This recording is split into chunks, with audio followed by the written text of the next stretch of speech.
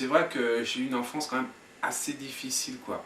Avec un père très très autoritaire, il n'arrêtait pas de me harceler verbalement pour des histoires à la con, tout le temps, j'avais droit à des réflexions débiles.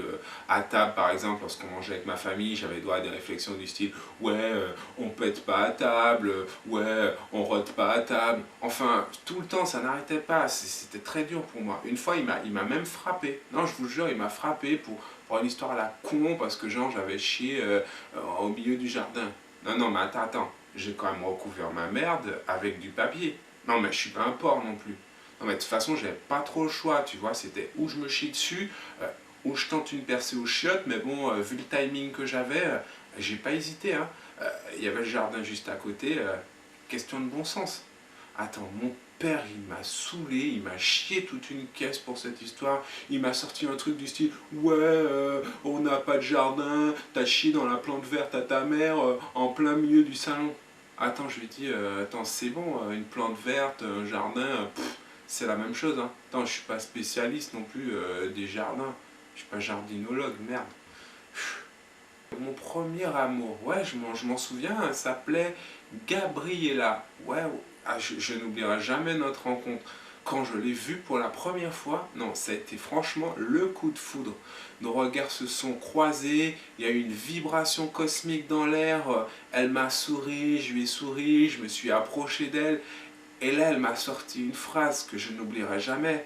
Elle m'a regardé avec son regard de braise, et là elle m'a dit Tu veux me faire l'amour? C'est 50 euros. Ah, j'étais dégoûté. Ah non, non, je vous jure, dégoûté.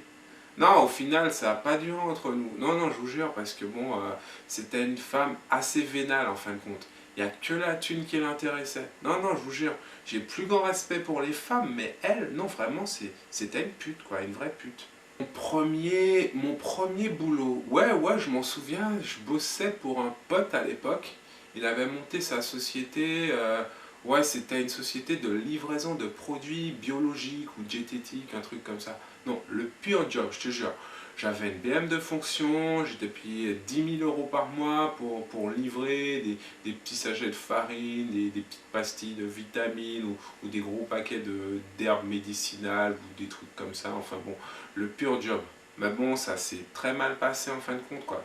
Il y a la police qui m'a arrêté pour stupéfaction. Attends, un truc, ils ont dit que je faisais du trafic de stupéfiants. N'importe quoi. Non mais, non mais ils n'aimaient pas ma gueule, c'est tout, ils m'ont foutu en tôle, quoi. Ah, j'en ai eu pour 6 ans quand même, hein. La prison, c'est vrai que ça a été une étape dans ma vie, mais bon, c'est pas si terrible que ça en fin de compte. Non, non, non, je vous jure, parce que bon, finalement, la prison, ça vous enseigne des valeurs humaines très importantes, comme la solidarité par exemple. Faut savoir qu'en prison, tout le monde est solidaire, tout le monde se serre les coudes et en cas de coup dur, on vous lâche pas. C'est pareil, quand il t'arrive une merde, ben tes compagnons de cellule, ils te lâchent pas. C'est pareil s'ils veulent te péter le cul, ils te lâchent pas. Ah, ils sont très solidaires à ce niveau-là. Non, non, mais bon, ça m'a quand même permis de bénéficier d'une avant-première technologique mondiale.